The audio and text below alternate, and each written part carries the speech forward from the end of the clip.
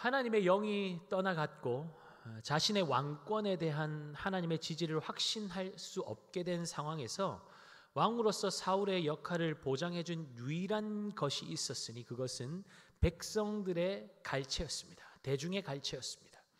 만약 그것을 잃게 된다면 사울에게는 정말 남는 것이 없는 것입니다. 그런데 골리앗과의 싸움에서 승리한 다윗은 점점 백성들의 마음을 사로잡아 가고 있죠.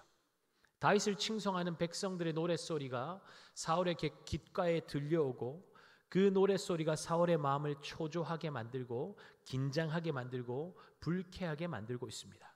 사울이 죽인 자는 천천히요 다윗은 만만이로다. 이때부터 다윗은 사울의 경계의 대상이요 죽여야 할 대상이 됩니다. 자신의 왕국을 빼앗기게 될까봐 왕권을 빼앗기게 될까봐 두려웠기 때문이죠. 그런데 사울의 아들 요나단은 어땠습니까? 다윗에게서 참된 왕의 면모를 발견하고 골리앗을 물리치고 돌아오는 다윗에게 왕자의 겉옷을 벗어줄 뿐만 아니라 군복과 칼과 활과 띠까지 내어주면서 자신이 이어받게 될 왕권을 다윗에게 고스란히 넘겨주는 듯한 행동까지 합니다. 자신의 왕권을 위협하고 있는 다윗을 사랑하고 그를 위하고 있는 요나단의 모습이 사울에게 결코 좋게 비칠 리가 없습니다. 사울은 그런 요나단에게 분노하고 또 다윗을 향한 적의를 드러내고 있습니다. 사무엘상 20장 31절 함께 보겠습니다. 이새의 아들이 땅에 사는 동안은 너와 내 나라가 든든히 서지 못하리라. 그런즉 이제 사람을 보내어 그를 내게로 끌어오라. 그는 죽어야 할 자이니라 한지라. 자신을 죽이려는 사울을 피해서 다윗은 왕궁을 황급하게 도망쳐 나올 수밖에 없었습니다. 때로는 광야에 몸을 숨기기도 했고 때로는 주변 국가에 몸을 맡기며 도피하기도 했습니다. 결국 사울의 추격을 피해서 다윗은 블레셋의 성읍 가드에까지 이르게 됩니다. 다윗은 인간적인 판단으로 블레셋을 도피처로 삼지만 그의 시도는 무참하게 무산되어 버립니다. 가드의 용사 골리앗을 죽인 지 수년이 흘렀으니 자신을 아무도 알아보지 못할 것이라는 판단과 달리 이 가드의 왕 아기스의 신하들은 다윗을 정확하게 알아보고 있었기 때문입니다. 생명을 보존하기 위해서 이곳까지 이르게 되었는데 이방 땅에서 비참하게 죽임을 당할 수는 없는 것이죠. 다윗은 또다시 살아남기 위해서 인간적인 방법을 동원합니다. 그 인간적인 방법이 무엇이었습니까? 수염에 침을 흘리면서 미친 척을 하며 그 위기 상황을 모면하죠. 돌멩이 하나로 거인 골리앗을 때려 죽였던 용맹은 어디 가고 미친 자의 흉내를 내며 목숨을 구걸하고 있으니 그런 자신의 모습을 바라보며 다윗이 그 느낀 감정이 어떠했을까요? 얼마나 비참했을까요? 생존을 위해서 어쩔 수 없이 내린 결정이었지만 완전히 실패했습니다. 원수들 앞에서 조롱거리만 되었습니다. 그 수치와 모멸감, 처참한 심정을 어찌 말로 다 할 수 있겠습니까? 한 가닥 희망마저도 무참히 짓밟힌 다윗은 사력을 다해서 가드에서 도망쳐 나오고 있습니다. 다윗이 그렇게 도망쳐 나오면서 어떤 생각을 했을까요? 여러분이 다윗이라면 어떤 생각을 했겠습니까? 미친 척까지 하면서 내가 왜 그랬을까? 왜 그런 말도 안 되는 짓을 했을까? 후회하고 또 후회하지 않았겠습니까? 여러분, 우리에게도 이런 경험이 한 번쯤은 있지 않습니까? 그렇게 하면 안 된다는 것을 뻔히 알고 있으면서도 어쩔 수 없다며 스스로를 위안하고 타협하며 그 일을 했는데 처참하게 실패했어요. 그때 여러분 어떤 감정을 느끼셨습니까? 보통 이런 일들을 경험하면 스스로 후회하기도 하지만 모든 결과가 마치 하나님의 잘못인 것처럼 하나님은 왜 내가 잘 되는 꼴을 못 보십니까? 꼭 이렇게 한 가닥 희망마저도 무참하게 짓밟으셔야 마음이 시원하십니까? 모든 원망을 하나님께로 돌릴 때가 많지 않습니까? 여러분, 만약에 우리가 원하고 바랬던 그 일들이 우리의 삶에 그대로 이루어졌다면 여러분, 우리의 삶이 어땠을까요? 어땠을까요? 아마 여러분들 그런 생각하실 거예요. 그때 그거 선택했어야 되는데, 그때 그 사람 잡았어야 되는데, 이 사람 말고. 근데 여러분, 만약에 그때 여러분들이 원하던 그 일들이 진짜로 여러분들의 삶에 실제적으로 이루어졌다면 어땠을지 여러분 생각해 보신 적 있을 것입니다. 여러분, 과연 그것이 복이라고 말할 수 있을까요? 제 삶을 돌아보니까 만약에 제가 그 당시에 원했던 그 일들이 제 삶에 이루어졌다면 와, 진짜 큰일 날 뻔했다, 이런 생각이 제 마음에 드는 일들이 많습니다.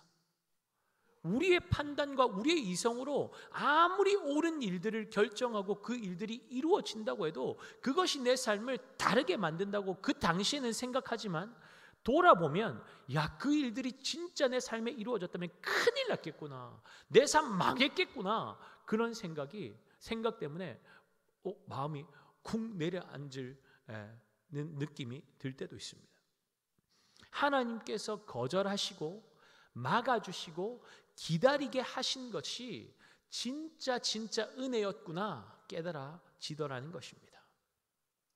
여러분, 다윗이 그가 원했던 대로 블레셋 땅에 망명하여서 살게 되었다면 그의 인생이 어땠을까요? 더 이상 사울에게 죽임을 당할까 봐 가슴 졸이는 일도 없었을 것이고, 생명을 보존하기 위해서 이리저리 도망 다니는 일도 없었을 것입니다. 아마도 아무런 어려움이나 문제 없이 골리앗을 쳐 죽이고 이름을 날렸던 한때를 추억하면서 그땐 그랬지, 또는 자신의 무용담을 다른 사람들에게 들려주면서 그때를 추억하면서 편안하게 여생을 즐겼을지도 모르겠습니다. 근데 만약에 그랬다면 다윗은 하나님께서 일으키시는 놀라운 구속 사역에 동참한다거나 그리스도의 오심을 준비하는 특권을 누릴 수 없었을 것입니다. 또한 왕의 신분이 아니라 망명자의 신분으로 이방 땅에서 고독하고 쓸쓸한 죽음을 맞이했겠죠. 그러므로 다윗의 정체가 탄로나고 수치를 당하며 가드 땅에서 쫓겨나듯이 도망치게 된 것은 하나님께서 실수하셨다거나 사랑하시지 않았기 때문이 아니었고, 다윗을 사랑하시고 그를 향한 놀라운 계획을 가지고 계신 하나님의 특별한 배려였고 은혜였다는 것을 우리는 알 수 있습니다. 다윗은 수치로 가득한 비참한 심정을 가지고 아둘람 굴에 이르게 됩니다. 가드와 베들레헴의 중간 지점에 위치한 아둘람이 위치해 있는 장소는 가드에서도 거부당하고 유다에서도 거부당하여서 그 중간에 그 사이에 끼어서 이도 저도 할 수 없는 다윗의 서글픈 처지를 대변하는 것만 같습니다.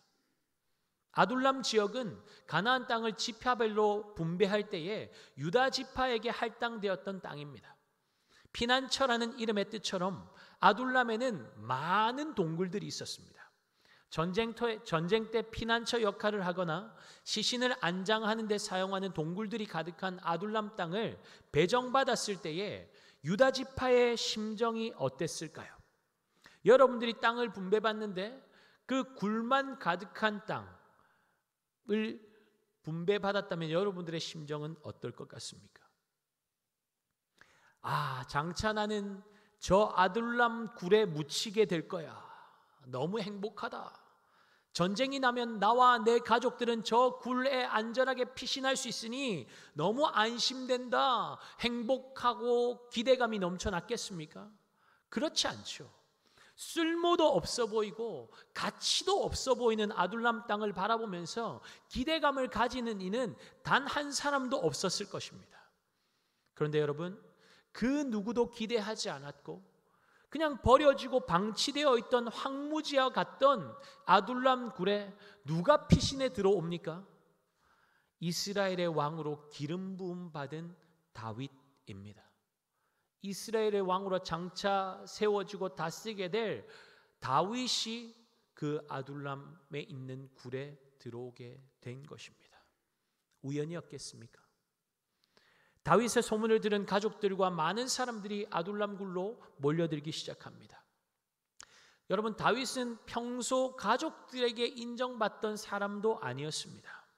더군다나 사울 왕에게 쫓기는 도망자 신세입니다. 그런 그에게로 400여 명 가량의 사람들이 몰려든 것이죠. 그들이 아무리 환난 당한 자, 빚진 자, 마음이 원통한 자들이었다고 할지라도 아무런 기대할 것도 없어 보이는, 소망 없어 보이는 사람에게 몰려드는 것은 세상 그 누구도 상상할 수 없는 일이죠. 그들이 몰려든 게 우연일까요? 여러분, 이것이 하나님 나라의 방식 아닙니까? 고운 모양도 없고 풍채도 없고 우리가 보기에 흠모할 만한 아름다운 것도 없던 예수 그리스도, 마치 도수장에 끌려가는 어린 양과 같이 무기력하게 십자가에 달려 죽으신 예수를 통해서 죄와 사망과 마귀의 권세가 정복당하고 부활의 생명으로 이 땅을 통치할 것을 세상 그 누가 상상이나 할 수 있었겠습니까? 그분을 믿기만 하면 영생을 얻어서 영원한 저주에서 벗어나 세상이 줄 수 없는 평강과 기쁨과 생명이 가득한 하나님 나라를 누리게 된다는 사실은 하나님의 경륜 속에 깊이 감추어졌던 비밀이었습니다. 하나님께서 세상에 미련하고 약한 것들을 택하신 이유가 무엇입니까?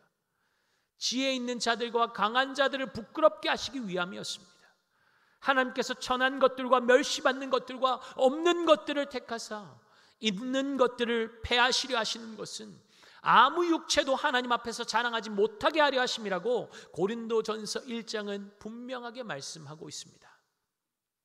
이처럼 하나님 나라의 모형을 담고 있는 다윗의 왕국은 버려지고 방치되어서 아무도 주목하지 않는 아둘람 굴에서 보잘것없는 사람들을 통해 준비되어지고 시작되고 있었습니다.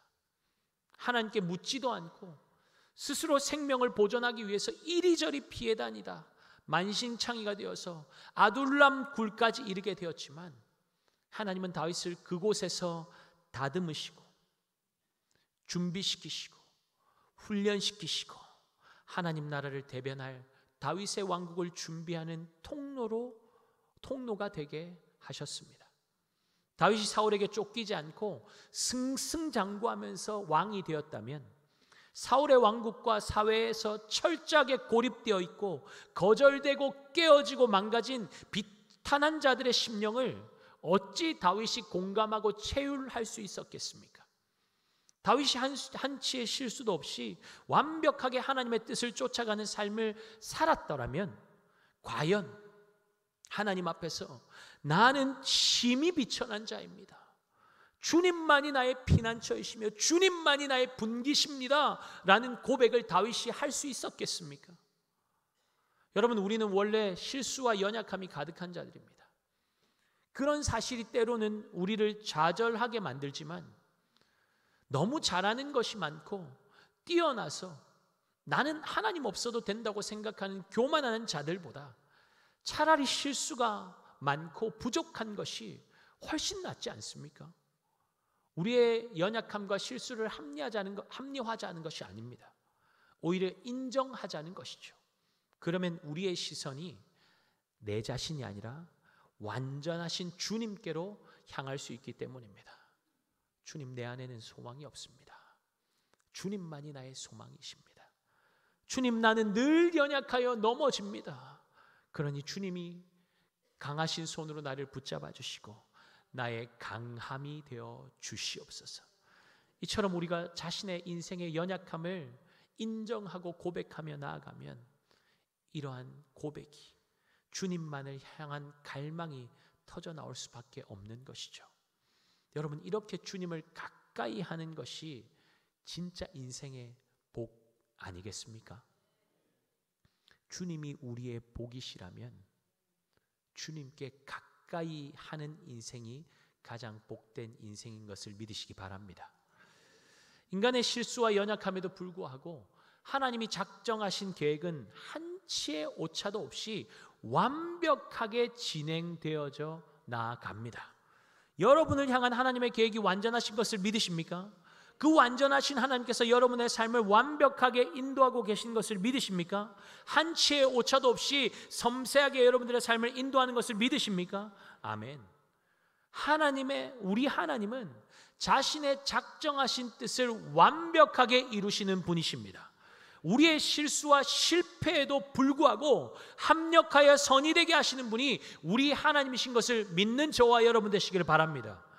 여러분, 하나님의 백성이라고 할지라도 세상 속에서 어렵고 힘든 상황을 만날 때가 있습니다. 그것이 애매하게 받는 고난이든 자신의 죄와 실수 때문이든 그러한 때에 성도에게 요구되는 것이 있습니다. 무엇일까요? 완전하신 내 하나님은 실수가 없으십니다 하는 믿음 아니겠습니까?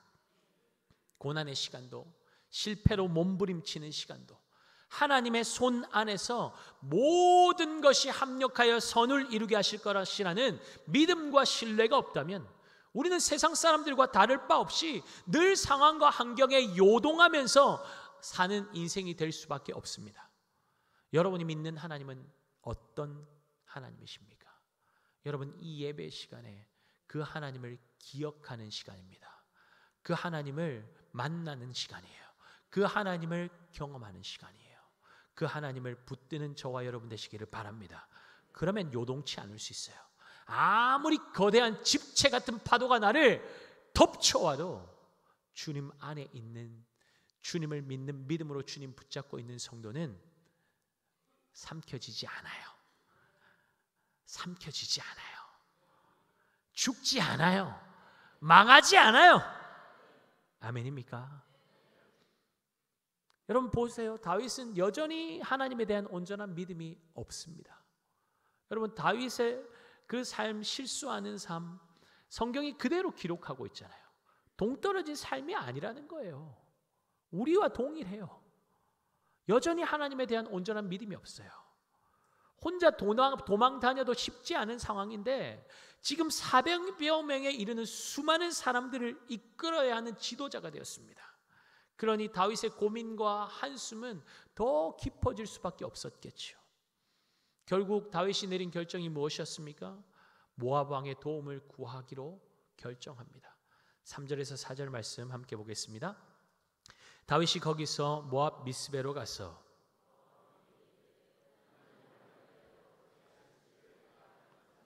나의 부모가 나와서 당신들과 함께 있게 하기를 청하나이다 하고, 그들은 다윗이 요새에 있을 동안에 모압 왕과 함께 있었더라. 아멘. 다윗은 망대라는 뜻을 가진 미스베라는 요새 성읍으로 모압 왕을 찾아갑니다. 다윗이 모압 왕을 찾아간 이유가 무엇이었습니까? 3절 보면 그 이유를 알 수 있죠. 하나님이 나를 위하여 어떻게 하실지를 내가 알기까지. 다윗은 자신의 미래가 불투명하니 부모님이라도 평안히 사실 수 있도록 모압 왕의 도움을 구하며 안전장치를 마련하고 있습니다. 다윗이 왜 모압 왕에게 부모님을 부탁합니까? 다윗의 증조모 룻이 모압 여인이었기 때문입니다. 다윗은 지금 하나님이 아니라 혈통에 의지하고 있습니다. 하나님을 붙잡는 것이 아니라 혈통을 붙잡고 있는 것이죠. 그럼에도 여러분, 하나님께서 어떻게 하십니까? 다윗이 자신의 앞날을 불안해하니까 선지자 갓을 보내시고 다윗에게 친히 말씀을 주십니다. 사랑하는 여러분, 우리 하나님은 이렇게 인자하시고 신실하신 분이십니다. 아멘입니까? 인자하고 신실하신 분, 성실하신 분이 우리 하나님이십니다. 부모님을 모압 왕에게 맡긴 후에 요새에 머문 지 얼마 되지도 않았을 때에 선지자 갓이 다윗을 찾아오죠. 5절입니다. 선지자 갓이 다윗에게 이르되 너는 이 요새에 있지 말고 떠나 유다 땅으로 들어가라. 다윗이 떠나 헤렛 수풀에 이르니라.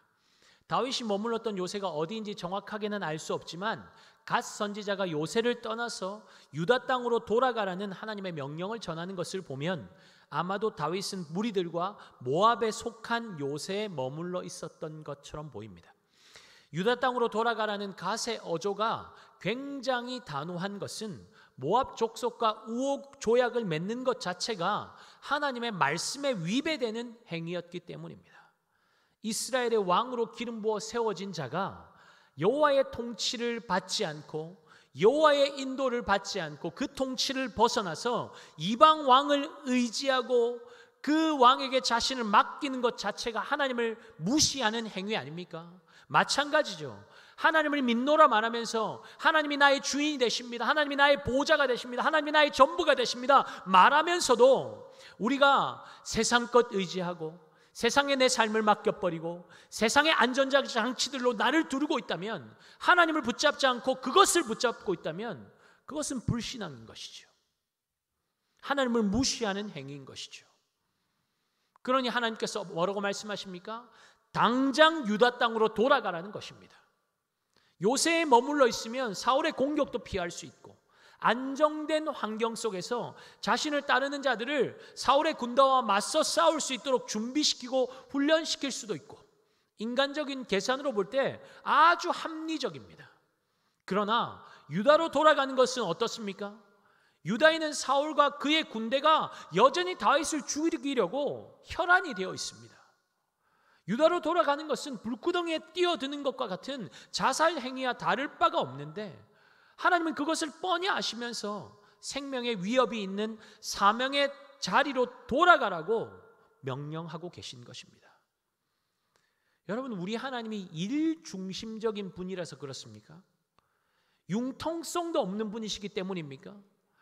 이제 너의 인생은 좀 네가 좀 책임져라, 내가 네 뒤치다거리하는 거 지쳤다, 우리의 고난과 아픔을 나 몰라라 하시는 냉정한 분이셔서 그렇습니까? 그렇지 않죠. 모압의 요새가 안전한 것처럼 보이지만 그곳에서 머물면서 후일을 도모하는 것이 지혜롭고 현명한 처사인 것처럼 느껴지지만 분명한 것은 무엇입니까?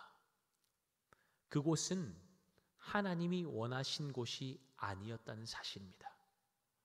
하나님이 다윗에게 있으라고 하시는 곳은 모압이 아니라 유다입니다. 분명 그곳으로 돌아가면 또 쫓기게 될 거예요.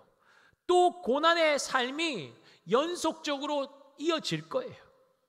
그래도 하나님은 유다에 있으라고 말씀하십니다. 사랑하는 여러분, 지금 여러분들이 있는 곳은 하나님이 원하시는 곳입니까? 아니면 여러분이 원해서 있는 자리입니까? 하나님의 말씀 앞에 분명히 내가 있어야 할 자리를 아는 주의 백성들 되시기를 예수님의 이름으로 축복합니다. 고난을 피하기 위해서 하나님이 맡겨주신 자리를 회피하고 떠나버리면 편할 것 같지만, 삶의 문제가 완전히 사라질 것 같지만, 여러분, 그렇지 않습니다. 하나님께서 계획하셨다면, 하나님께서 계획하시고 우리를 그 자리에 세우셨다면 결국에는 그 시간을, 그 문제를 통과해야만 하는 것입니다. 그 일을 통해서 이루실 하나님의 뜻이 있기 때문입니다. 하나님께서 다윗에게 원하시는 삶은 고난 없는 삶이 아니었습니다. 그러면 하나님께서 다윗에게 또한 주의 백성들에게 원하시는 삶은 어떤 삶입니까? 고난 없는 삶이 아니에요. 고난이 와도, 고난이 찾아와도 주님과 함께 믿음으로 뚫고 나가는 삶을 주님께서 주의 백성들에게 원하신다는 것입니다. 사울 왕과 이스라엘의 군대마저도 골리앗이 두려워서 덜덜 떨고 있을 때 다윗이 어떻게 두려움을 뚫고 그 골리앗의 강함을 뚫어낼 수 있었습니까? 칼과 창이 아니었죠.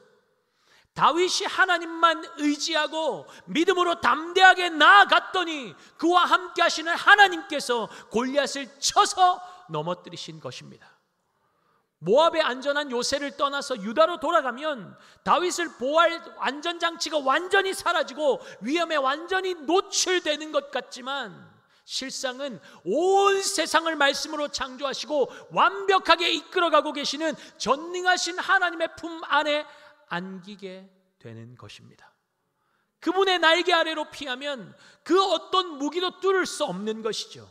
천만인이 진을 치고 둘러싸서 집중포화를 쏟아부어도 뚫을 수 없는 요새가 우리 주님이시기 때문입니다. 그러니 하나님은 지금 다윗을 사지로 몰아넣는 것이 아니라 하나님의 넓은 품 안으로 이끌어가고 계신 것입니다. 여러분, 다윗처럼 벼랑 끝으로 내몰리고 있는 분 이 자리에 계십니까? 지금 내 손에 붙잡고 있는 것들 다 내려놓으라고 강요당하는 것처럼 느끼는 분 계십니까? 사랑하는 여러분, 이 땅에서 모든 보호막이 사라지고 모든 안전장치가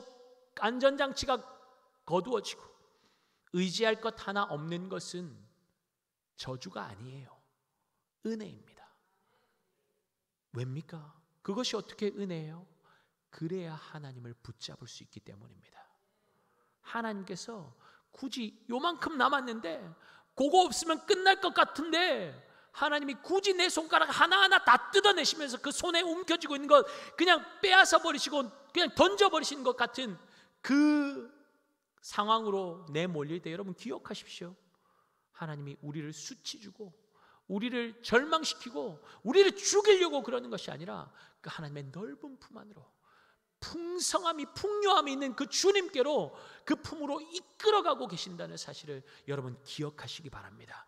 그 손에 있는 그 작은 것으로 사는 인생이 아니라 하나님의 생명을 우리 손에 움켜잡게 하시려고 하나님이 그렇게 하시는 것을 기억하시기 바랍니다.